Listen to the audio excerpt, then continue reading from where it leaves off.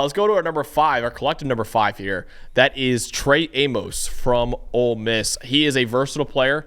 Man and zone coverage. Had a 75 grade in man this past year, 79 grade in zone coverage as well. So he's a very, very good zone coverage defender. Good build, 6'1", 195 pounds with strong movement skills as well. Really, really good instincts, I think. Strong run defender with an 81 run defense grade this past season. He likes to get physical with receivers as well. He was a productive player at Alabama and very good at Ole Miss as well. So he really is productive at 2 different schools in the SEC.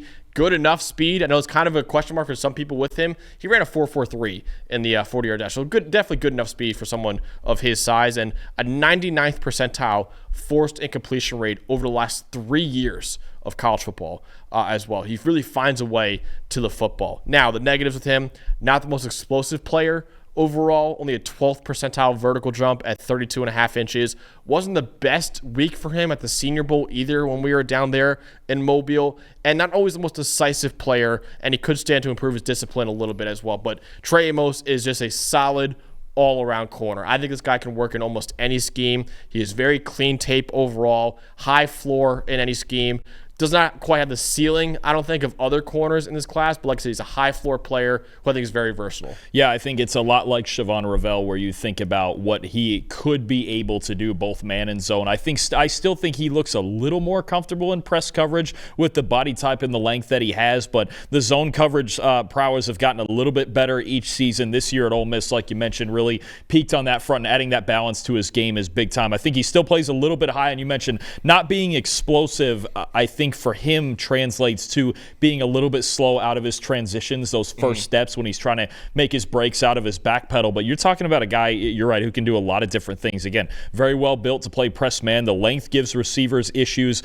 And I think just a corner like this who can attack the football, right? And an experienced player who knows what he's doing in all aspects and attacks the football. 10 pass breakups and 3 interceptions this year alone. And you talk about, I think that's kind of the tiebreaker for him between him and Ravel, the ball production and the experience. I just mentioned Ravel, only 880 snaps in his career.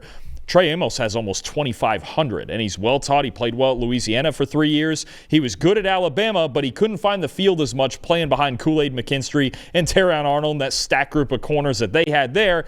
And then Nick Saban retires, and he decides to make a change and go somewhere and start. Obviously that Ole Miss defense was spectacular. How many guys have we mentioned from that defense already in these position rankings? But no, I think Amos is a solid player, a little more scheme versatile right now than a couple of the guys we've had behind him that I've said similar things about, Ravel and Thomas. I think you're talking about late first, early second round with Trey Amos. And again, I think I would prefer early on that he play a little more man-to-man coverage, but it's in there. He can do a little bit of both, and I think he's just got to fix his stance, fix the back pedal a little bit, and get out a little bit quicker. Drake Holiday also said, "Great Raven, Trey Amos." Yeah. He wants all the corners. I got nothing. I love it.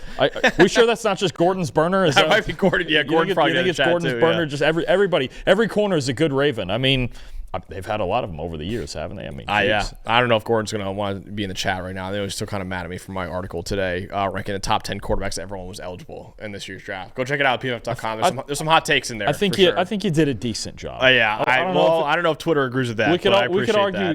Twitter never agrees with anything. I don't worry about that.